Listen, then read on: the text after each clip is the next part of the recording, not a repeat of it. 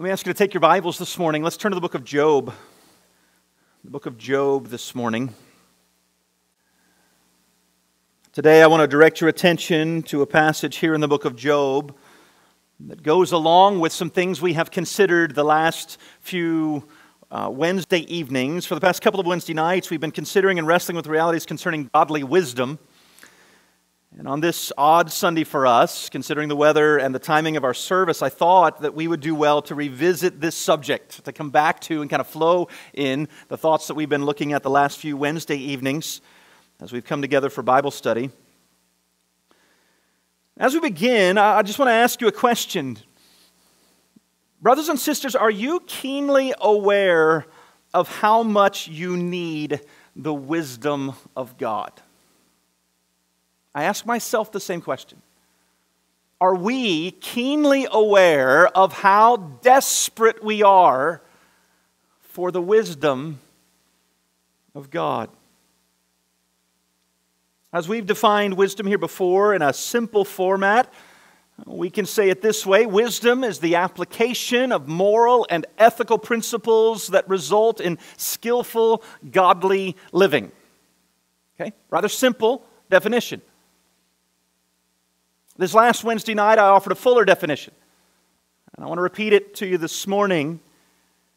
I suggested Wednesday night that wisdom is having the biblical knowledge, the practical understanding, and the God-given strength of character that it takes to do what is right and best in any given situation for the glory of God and the good of all involved. We typically say things like skillful, godly living, and we almost say it with a shrug, like, yeah, it's just a little bit better than my lost neighbors, right? I just live on a little higher plane, maybe with a little greater clarity, maybe with a little higher goal and aim than the lost. But skillful, godly living to us tends to fall, as it were, on deaf ears because we said it so often. We haven't thought about what that actually is talking about, what the goals and the aims and the focus and the drive, the foundation is for this thing we call wisdom as we find it in the Scriptures. But understanding wisdom to be so much more than we tend to typically think it is, I would suggest that most of us have to confess very readily we need wisdom. We desperately need wisdom. In fact, I think situations at every turn seem to demonstrate to us that very great need we all have for wisdom. It doesn't take too much to remind us how desperate we truly are for this wisdom of God. In fact, every day, many times a day, many times, we are reminded again and again and again that we need the wisdom of God. And yet, there's something proud in the fallen heart that rises up and thinks, I think I'm okay today. I've got this. I can do this. I know how. I've got rhythms in place. I've got patterns set up. I've got savings in the bank. I've got plans and fallbacks for my plans. I've got this. And while none of us would dare to say with that kind of brazen clarity, I don't need God or His wisdom, many times we live without thought for what is best and right for the glory of God and the good of all involved. It just doesn't even enter our minds many, many times because we've got this. After all, we've gotten an education, and we've studied hard, and we've made plans, and we've talked long hours with our spouse, and we've worked things out with our children, and we've navigated the situation, and after all, we watch the 24-hour news cycle. We know what we need to know so that we can live the best we can figure we can live. And it's not that we shake our fists at the heavens or at our God and say, I don't need you. It's just really more of a practical atheism that looks around and says, no, I'm okay. I don't need counsel. I don't need instruction. I don't need to be taught. I know best. That's just in every fallen heart. The temptation to not confess our desperate need of godly wisdom. Now, friends, I say all of this to begin with because I want you to think this through with me. Friends, acknowledging our need of wisdom is the first step toward resolving our need of wisdom. Acknowledging I need His wisdom is the first step toward actually gaining His wisdom. Because if I don't think I need it, I'm not going to pursue it. I'm not going to surrender to it. I'm not going to go after it. I'm just going to live, right? You've got to acknowledge I need it. In Proverbs chapter 1, Solomon teaches that part of wisdom is knowing that you do not know it all. It's fascinating how he makes that clear. Part of wisdom is simply at the beginning saying, I don't know everything I need to know. I don't know what to do in a situation or in many situations of life. In fact, a little later in that same text, in Proverbs chapter 1, he says that a fool is not a fool because he lacks knowledge. That's just an ignorant person. They just don't know something. A fool isn't because he lacks knowledge. Rather, a fool is a fool because he hates instruction. I don't want to be taught. I don't want to be told that things differently from how I'm already thinking. I don't want my mind changed. That's a fool, biblically speaking. In other words, friends, this means that your wisdom or your foolishness, my wisdom or my foolishness, is not really based upon how much we currently know information. Rather, our wisdom or our foolishness is based upon whether or not we recognize our need to increase in learning. That's the language from Proverbs 1.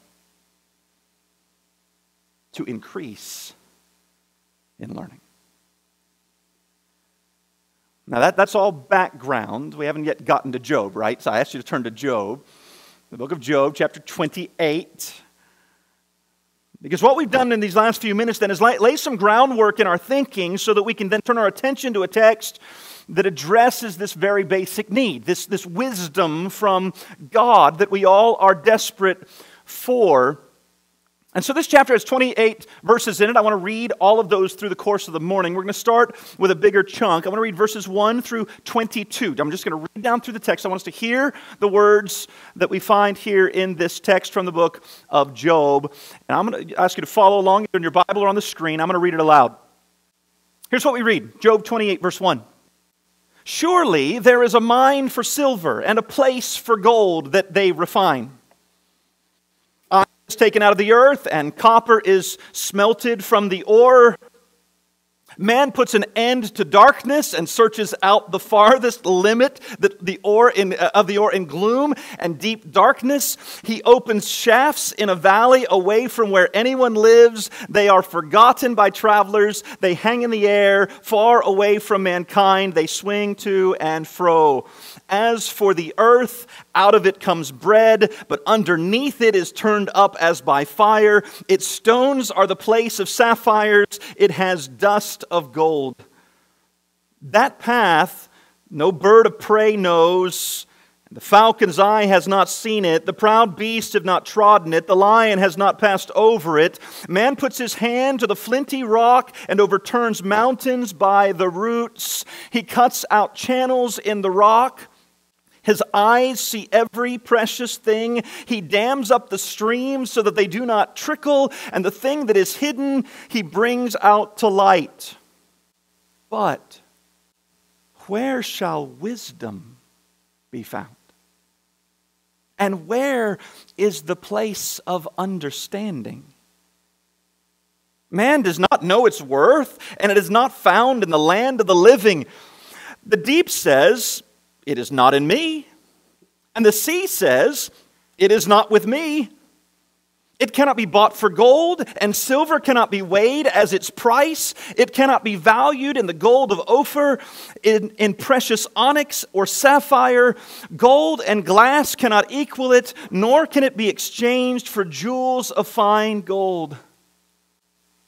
No mention shall be made of coral or of crystal. The price of wisdom is above pearls.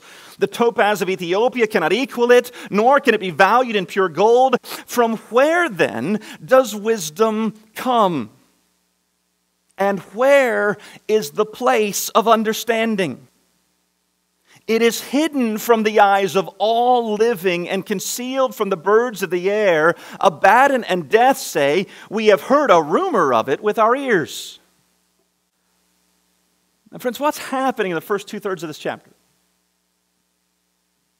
Job is meditating on the wonders of what mankind knows and is able to accomplish seemingly on his own.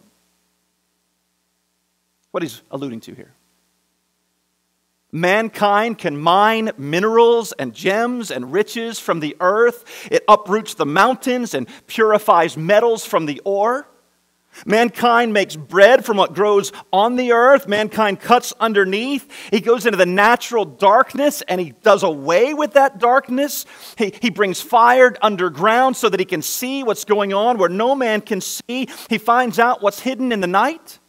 Mankind can even dam up streams so that they stop flowing naturally and cut channels through rocks so that the rivers flow where they didn't flow before. I mean, he goes on to explain what man does, and it is amazing.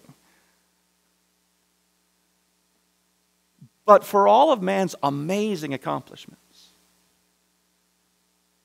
Job has to acknowledge that man cannot search out and find the source of wisdom on his own. He said, man digs out gems and jewels and metals, and he begins to describe for all of the gold and for all of the silver and for all of the jewels and for all of the pearls in the sea, you can't buy an ounce of wisdom. Wisdom is more valuable than all of it. You have to ask yourself the question, is that how I think about the wisdom of God? In verses 28, or chapter 28, verses 12 and 13, and then he repeats it in verses 20 and 21. After all that he said, makes it clear, where shall wisdom be found? Where is the place of understanding? Man does not know its worth. It is not found in the land of the living. From where then does wisdom come? Where is the place of understanding? It is hidden from the eyes of all living and concealed from the birds of the air. He's saying this wisdom is not something we possess naturally or that we find on our own. Wisdom does not belong to man naturally, nor can it be found by man practically. The text is making a point. It must be provided for man supernaturally. It must come from another who is the source of it, who possesses it, and who is the giver of it. Because you don't get this on your own. Work as hard as you like, for as long as you like. It doesn't make you wise. Because wisdom isn't found in the work. It's not found in a mine. It's not found in a bank account. It's not found in an education. Wisdom is found somewhere else. We've got to ask ourselves the question then, where do you find wisdom? Well, the fact that it is provided for man supernaturally is the very next place. It's the very next argument that we find here in the text. Look at verse 23. What do you read? God understands the way to it. He knows its place. For he looks to the ends of the earth and sees everything under the heavens. When he gave to the wind of the earth and sees everything under the heavens, for he looks to the ends of the earth and sees everything under the heavens. When he gave to the wind its weight and appointed the waters by measure, when he made a decree for the rain and a way for the lightning of the thunder, then he saw it and declared it. He established it and searched it out. And he said to man, behold, the fear of the Lord, that is wisdom. And to turn away from evil is understanding. This is profound. When you read this text and you begin to think on what is being said. Very quickly, there's just three thoughts here I want to make sure that we get our minds wrapped around. They're found in these final verses I've just read for us. And I want us to understand these thoughts that in Job's conclusion concerning wisdom. We need to understand ourselves. And the first is found there, that opening verse, verse 23. It's very plain. God is the keeper and the source of wisdom. God is the keeper and the source of wisdom. Verse 23 was plain. God understands the way to it. He knows its place. Friends, let me just ask you this question. Where are you looking for wisdom? Where are you looking for wisdom? Too many people in our day, including far too many professing believers, are looking for wisdom in all the wrong places. They're looking to the sages of this age, the counselors and the smart ones. They're looking to the wisdom of this world. What makes sense, and how do you get along, and how does the world turn, and how do you make sense of life in it? How do you stay out of trouble and get what you want from life? They're listening to the lessons learned by their experience, right? I went to the school of hard knocks, right? I've learned the hard way, but I've learned. So the source of your wisdom is just experience. Have you ever considered how limited your experience actually is? My experience actually is. But we think somehow our limited experience has provided us the wealth of wisdom we need. Foolish. And yet it's how we think, many times. They're leaning on their own understanding, what I've figured out, what I've managed to understand, what I've happened to find my way across certain books or certain people, what I've found in my life and what I've learned and what I've been taught and how I've been educated and what I paid for. I mean, that's what I now understand based upon my life and my learning. That's all I need. I've got enough. But notice, Job does not point us to the sages of this age or the wisdom of this world or the lessons learned by experience or our own understanding or any number of other places that we tend to look for our wisdom. Job here says that God is the keeper and the source of all wisdom. He gives to His people what they need. He instructs our hearts and our minds. In light of that reality, let me just call you, friend, to look to your God and to His Word for your wisdom. Stop and think about it. Doing so, looking to God and His Word, is going to have some very real and practical implications for your life, for my life, right? It's one thing to say, I look to God and His Word for wisdom, but friends, that means that there's also a lot of so-called wisdom that you're going to shut down, silence, and ignore. There's a lot of voices, including your own, you're going to stop taking counsel from. You're going to start listening to the sources that speak God's truth to you. And yet so often we find ourselves making all of the decisions of our lives based upon what we think in the moment and then informing all of our godly counselors what we're going to do. And we wonder why so often our plans get messed up. Because we haven't run to God. We haven't prayed about this. We've not spoken to those who have our best interest at heart and who are running to God for and with us. No, we just do. That's not wisdom. It's not wisdom. There's a lot of so-called wisdom we're going to shut down and we're going to silence. A lot of places we're just going to stop listening because it's not godly wisdom we're hearing there. There's a lot of people maybe in the past we've sought counsel from that we've learned, I'm not going to go there for counsel anymore. There's a lot of things we're not going to read and a lot of things we're not going to watch and a lot of things we're not going to listen to. Why? Because it's not wisdom. And we need wisdom. And we're back to the beginning. Do you know you need wisdom? Because if you do, it's going to change some things about how you and I go through life. You see, there's a lot of truth, friends, that is rejected by this world that you and I are going to choose to live by regardless of what others will think. So we tend to think that wisdom is determined by consensus, right? As long as we all agree it's wise. We all agree about some really stupid stuff, folks. You know that? I mean, you just look at our day and age and what's going on, and we all can agree about some really dumb things. They're not godly at all, and yet we go with the flow. This is how we determine what's wisdom. We just put our finger in the air. Where's the wind blowing? That's the way I'm going to go too. No, that is not godly wisdom. In short, friends, we might need to wrestle hard with this question. If our lives do not look very different from the world around us,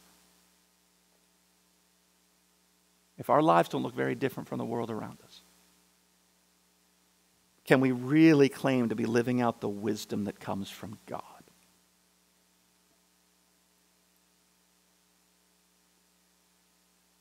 Can we really make that claim? Because the scriptures are clear that God is the keeper and the source of wisdom. But there's a second truth we need to consider from the text, that it's this. Not only, number one, God is the keeper and the source of wisdom, but number two, God's wisdom is based upon His infinite knowledge and understanding. Look again at verses 24 and following. What does he tell us? He says, "For He looks to the ends of the earth and sees everything under the heavens." How many of us can say that that's the breadth of our experience? That we have a God-eye view of everything on the planet. We can look and see everything that's going on, and then we are able to make the wisest choice based upon that breadth of knowledge. None of us can.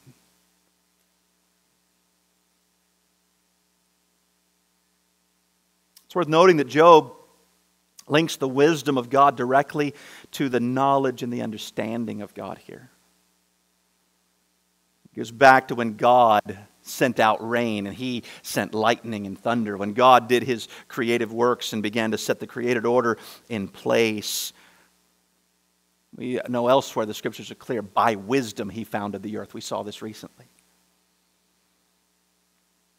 In short, it's as if the writer here is arguing that God knows all. He sees everything that happens. He understands how it all works together. I love this. He sees everything. He knows everything that happens. He understands how it all works together. In fact, He is the one who determines it all. The weight of the wind, the breadth and the depth of the water, the timing and the amount of the rain or the snow, the lightning and the thunder that fill the clouds of heaven. This all comes from the wisdom of God.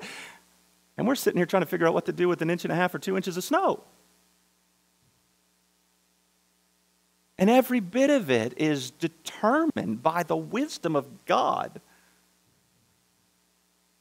What's more, God Himself declared all that is, and nothing, absolutely nothing, is outside the bounds of His knowledge or His understanding. This is what the scriptures are saying to us. He is the sovereign. And knowing all of this, friends, let me just ask us a question. Who of us would dare to conclude that we possess wisdom that knows more or better than God?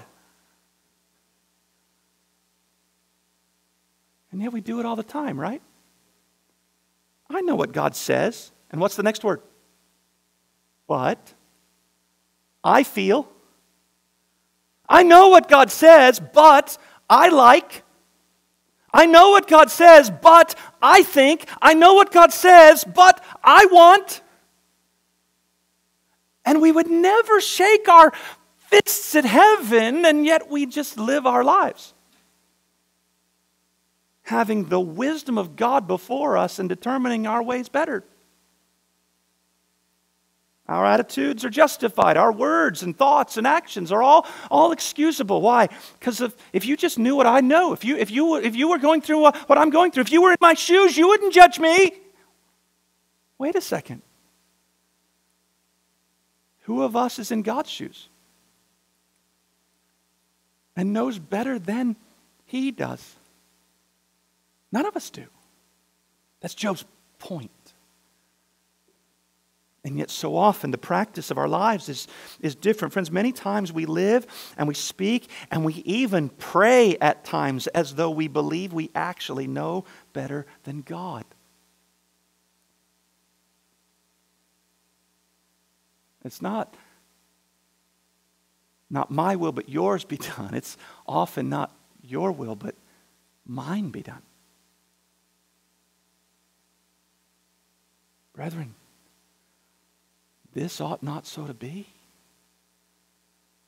And yet it so often is. Truth be told, this very point was Job's problem throughout this book. You've studied this book before. You know what happens in this book. Texts like this one are an evidence, like what we're reading right now, that like all preachers save Christ, Job declared truth far better than he believed it and obeyed it himself. He knew what was true, but he wasn't walking in it practically as he ought. Brothers and sisters, we must be convinced. We must be convinced of this. God's wisdom is based upon His infinite knowledge and understanding of all things. And let that reality behind the truth of His wisdom increase your trust and my trust in and dependence on His perfect wisdom. Even when He does not answer all your questions or explain away all your doubts, question, do you trust God?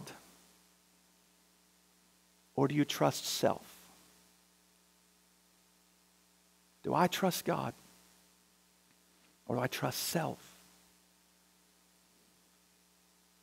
So we said, first of all, God is the keeper and the source of wisdom. And secondly, God's wisdom is based upon His infinite knowledge and understanding. But there's a third reality in our text, and it's this. Godly wisdom is rooted in godly fear and holiness. Godly fear and holiness. Look at verse 28 of our text. What does it say? And He said to man, God said to man, behold, the fear of the Lord, that is wisdom. And to turn away from evil is understanding. When all is said and done, God, the keeper and the source of all wisdom, gets to define the terms, right? We like it when we get to define the terms. I was a debater in high school and college. My wife might say I'm still a debater of sorts at times. It's just kind of ingrained in me. And one of the keys to a good debate is defining terms. And you like to be the one who goes first, because the one who goes first gets to define the terms and the scope of the debate. And here's the thing. Who came before God? Did you? Did I?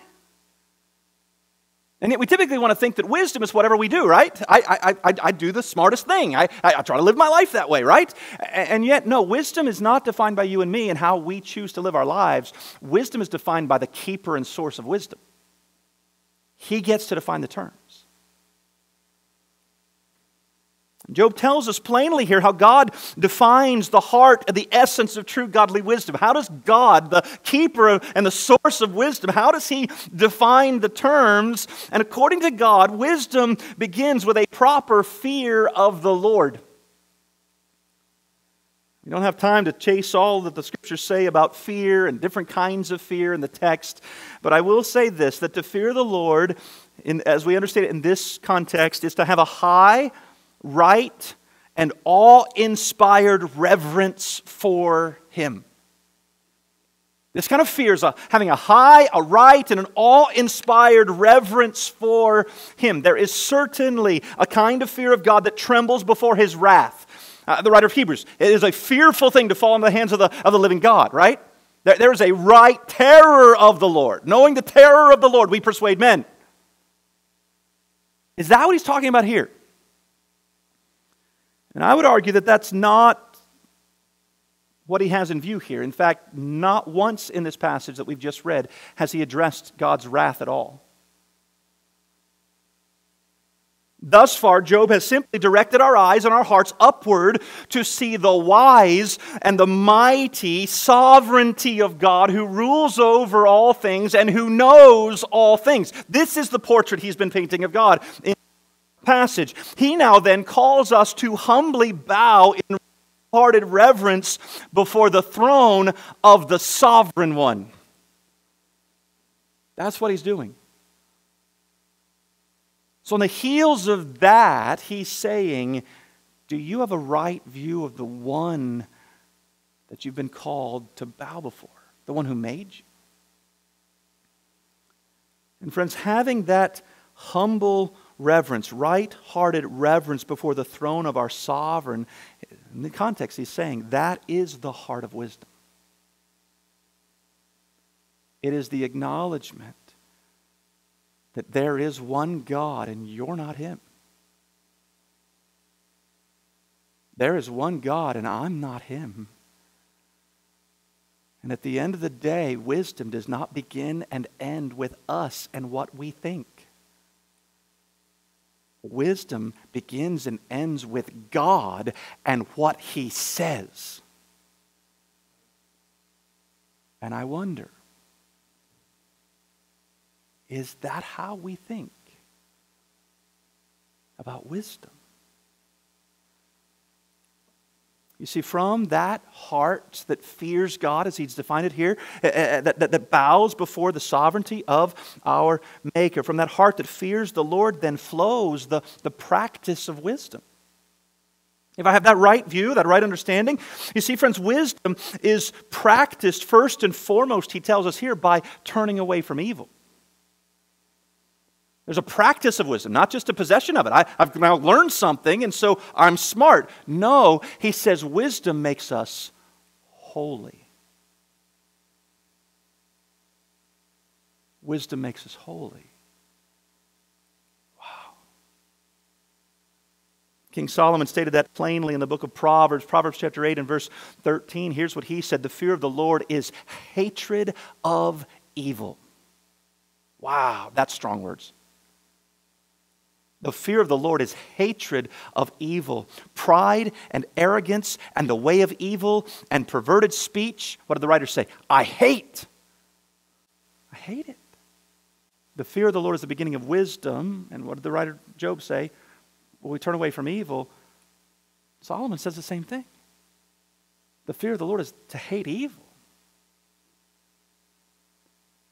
Simply stated, friends, a proper view of and reverence for our God will produce an ever-increasing holiness in us. That's wisdom. See, we think wisdom merely means making smart decisions. But the first place wisdom is practiced, according to the text, is in righteousness. Sanctification, holiness. So as we bring this message to a close this morning, I think we would do well to ask ourselves some probing questions. I just want to challenge our thinking a little bit more as we bring our time together this morning to a close. Questions like this: when you and I are desperate for wisdom, what is it that actually is concerning us most? So when we find ourselves in a place where we're desperate for wisdom, what is it that's actually driving that desperation? Often it's we come to the end of our knowledge, our experience, and we don't know what to do, and we desperately need to do something, so God, give me something to do. Like, guide my next step. I want it to be a smart step, right? So here's the question: are we concerned about our good, or are we committed to God's glory? I'm desperate for wisdom. Why? Because I don't want to do something stupid. I don't want to lose money. I don't want to hurt a relationship. I don't want to be made uncomfortable by life. So I want God's wisdom so I can keep being comfortable. I can keep all the stuff that's mine. I don't do something stupid that results in loss to me. Is that what drives? I've got to ask myself the question: is the reason I want the wisdom of God because it's my good I'm most concerned about, or God's glory that I'm most concerned about? If wisdom is the fear of the Lord, the falling before my sovereign, and then turning from evil because He's holy, then friends, it cannot be my good that drives me most in my desperation for wisdom. As a believer, it has got to be my God. His glory that drives this desperation in me. Are we concerned about, let's say, fixing our situation, or are we committed to being sanctified in our desperation for wisdom? What is it we really want?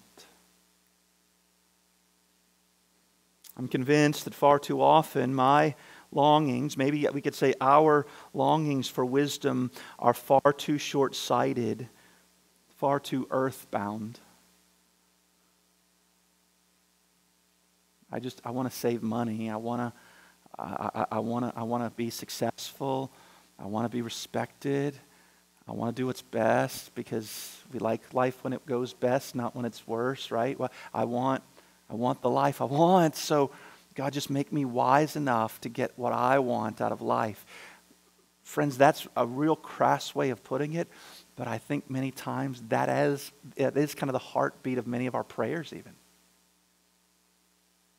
God, would you please bless me with wisdom so I can get what I want out of life? Not so that you are most glorified in my life. And Job here in these moments is confessing something he's going to return to late in the book, where he's humbled before his sovereign and reminded of the realities of what's true. And so I want to remind us of what's true. My friends, Job's words are designed to lift our eyes from the immediacy of our situations that drive us to seek out wisdom. These words call us to look up and to remember our God is sovereign. He still sees and He still knows all. And His wisdom is rooted in and based upon His sovereignty, His knowledge, and His understanding. These words are intended to bring our eyes to see these realities right now in our own lives and to remember that the God we serve is the sovereign over all. So as people who lack wisdom this morning, let me encourage you to run to your God in prayer. And to run to His Word for your wisdom. And as we run to Him in prayer and we run to His Word, then let's ask Him for His wisdom like we believe that He, the sovereign, will answer and will give us the wisdom we ask for. In closing, let me just remind you how James takes up this theme in his letter. In James chapter 1, he writes this: if any of you lacks wisdom, let him ask God, who gives generously to all without reproach, and it will be given him. But let him ask in faith with no doubting, for the one who doubts is like a wave of the sea that is driven and tossed by the wind. For that person must not suppose that he will receive anything from the Lord. He's double-minded, unstable in all his ways. So, brethren, really, this message is not so much an assessment as to whether or not you need wisdom. I think we all have to acknowledge we desperately need wisdom. The question is, do you believe this about your God? That He is the sovereign over all, and He does know everything, and that He is listening for your prayer. And that He is generous. And that He will give you wisdom when you ask Him, believing He is who He tells us He is. So, brethren, as we go from here today, I want us to go as a people who've been reminded of who our God is. Yes, reminded of what our need is. But challenged to run to our God, believing He is who He says He is. The generous sovereign who supplies what His people need. And who is ready to answer the prayer of His people when they call on Him for His wisdom. By His grace, may it be so in our lives. Father, thank you this morning for your word. Thank you for your truth. We thank you for the chance to gather. What a joy to be with your people. And Father, I pray that you would take these words and work them into our hearts. My own heart needs them.